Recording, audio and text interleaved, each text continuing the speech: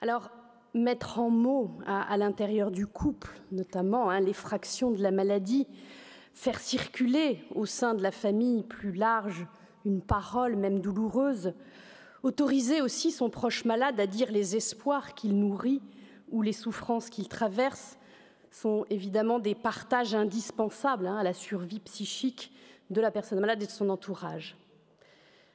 Alors, tout d'abord, donc l'annonce du diagnostic ne représente qu'un temps défini de l'ensemble d'un processus qui va aller de l'expression des premiers troubles, identifiés par la personne malade elle-même et ou par son entourage, à l'organisation d'un plan d'aide qui va devoir répondre aux besoins de la personne et de ses proches au fur et à mesure de l'évolution de la pathologie.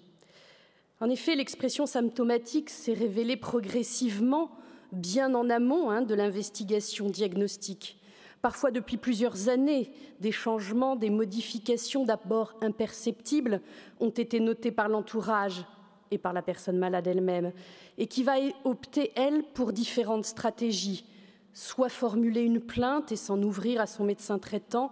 soit développer des stratégies compensatrices pour y faire face et masquer le plus longtemps possible ses déficits. Dans la situation où la personne fait face en déniant ses difficultés, il peut se passer d'ailleurs plusieurs années avant qu'un membre de la famille, souvent celui qui vit au plus près, s'inquiète suffisamment pour ne plus banaliser les troubles perçus et initie une démarche diagnostique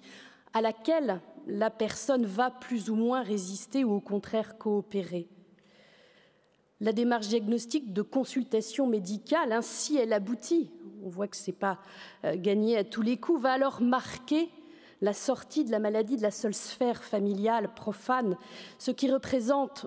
fréquemment un véritable soulagement pour les proches, puisque l'on va enfin pouvoir donner une explication aux changements perçus, changements qui ont pu d'ailleurs avoir une véritable incidence déjà sur la qualité de la relation entre les membres du couple ou avec les enfants. L'annonce diagnostique est alors le point de départ d'une possible alliance thérapeutique entre la personne malade et les professionnels de santé et le point de départ d'une réorganisation des relations intraconjugales et plus largement intrafamiliales. Si cette annonce ne lui est pas adressée, par contre, la personne malade est à risque de se trouver exclue de ces relations de soins et de la dynamique familiale. Elle est comme mise sur orbite et risque de tourner comme un satellite autour de sa planète, en dehors des préoccupations qui la concernent. La personne malade ne va pas pouvoir trouver les moyens de s'adapter à son handicap et de mettre en place des stratégies compensatrices si le diagnostic lui a été caché. Elle ne peut pas se défendre face à une affection qu'elle n'a pas pu clairement identifier. Il n'en reste pas moins que l'annonce du diagnostic est un traumatisme brutal qui entraîne des réactions variées et la mise en place très souvent de mécanismes de défense. En effet, le déni de la maladie est parfois la seule solution pour éviter d'affronter une trop grande souffrance psychique. Toutefois, la réaction la plus courante réside dans l'expression des sentiments de colère, d'injustice et d'incompréhension, sentiments qui doivent être accompagnés au sortir de la consultation d'annonce pour permettre de dépasser les effets de sidération qui sont liés au choc du diagnostic.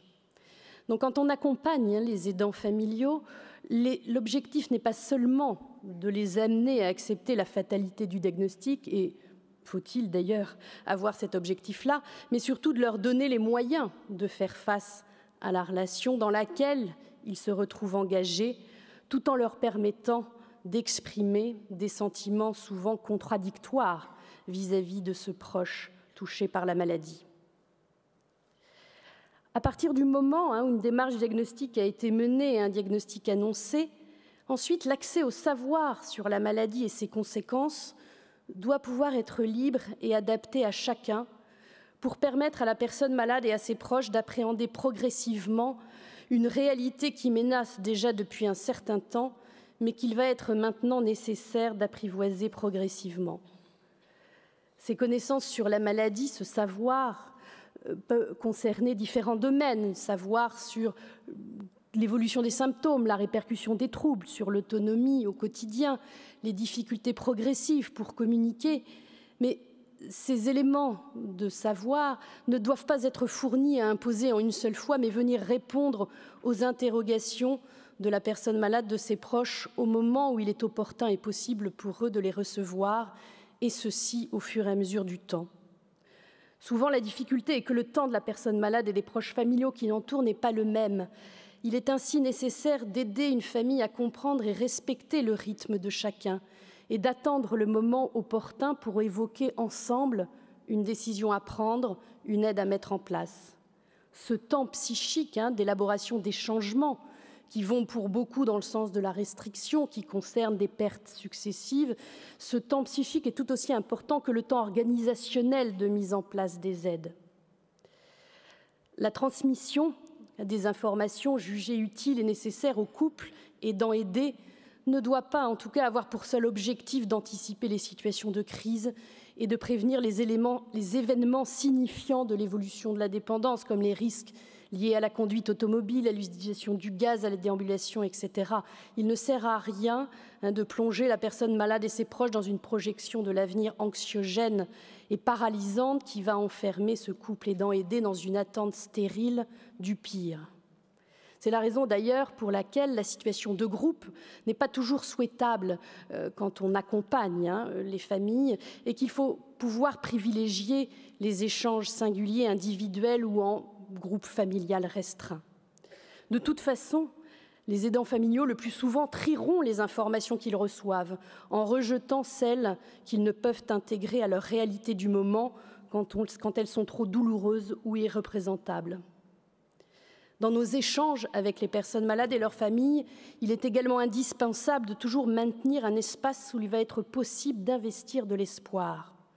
Espoir de ralentir le plus possible l'évolution de la maladie, espoir de pouvoir, malgré la maladie, continuer de partager des moments familiaux, espoir d'aménager l'aide pour une vie au domicile la plus longue et dans les meilleures conditions, espoir de réinvestir des activités mieux adaptées aux difficultés. L'espoir fait vivre, nous dit-on, et en tout cas va garantir un investissement positif vis-à-vis de la personne malade et de la personne malade vis-à-vis d'elle-même. Il est ainsi nécessaire de comprendre que la personne malade, tout comme ses plus proches, vont alternativement tenir compte des informations que nous pouvons leur fournir ou dénier des éléments de réalité. En tout cas, le savoir sur la maladie, me semble-t-il, n'a d'intérêt que s'il est valorisé et mis à profit pour un meilleur savoir-vivre la maladie.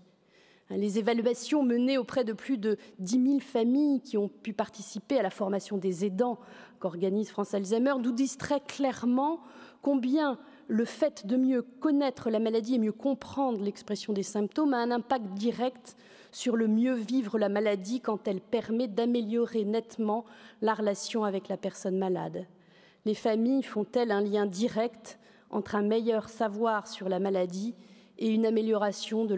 leur savoir-être vis-à-vis des personnes malades qu'elles accompagnent?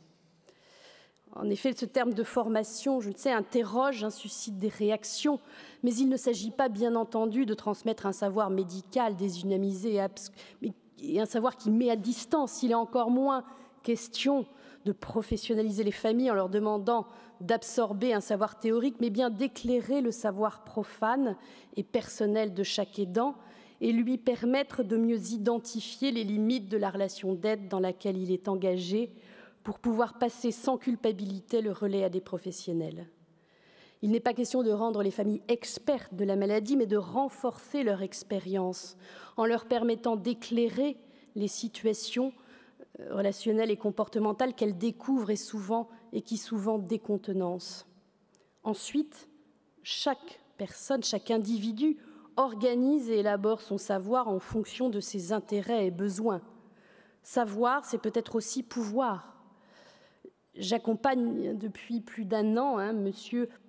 malade, âgé de 80 ans, un ancien proviseur de lycée, et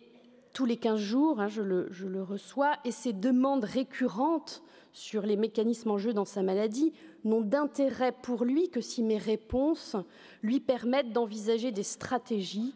pour faire face et garder un certain contrôle sur sa vie et sur les décisions que lui impose sa maladie. Savoir, pour lui, c'est pouvoir investir de l'espoir dans une direction et ne pas rester sidéré par ses pertes. Bien entendu, il n'est pas épargné par la peine et la tristesse quand il mesure ce qu'il n'est plus ou quand il lit dans le regard de son interlocuteur la compassion ou le désintérêt. Il évoque d'ailleurs également comment, à l'intérieur de son couple, le pouvoir s'est inversé et combien il est douloureux de voir diminuer l'admiration que sa femme pourrait avoir pour lui. Le rapport à l'autre, avec la maladie, évolue en se modifiant. Et c'est vrai que la maladie ne permet plus aux personnes malades de compter sur elles-mêmes comme elles pouvaient le faire autrefois, et la relation aux proches est alors plus qu'un appui, mais une nécessité pour se sentir exister. Et c'est sur ces aspects-là qu'il est possible d'agir. La relation à l'autre aide la personne malade à rester en lien avec elle-même et avec son entourage. Cela lui permet de conserver son identité, de demeurer en désir de vie, et c'est à juste titre, d'ailleurs, que l'on peut parler de soins relationnels. Je vous remercie.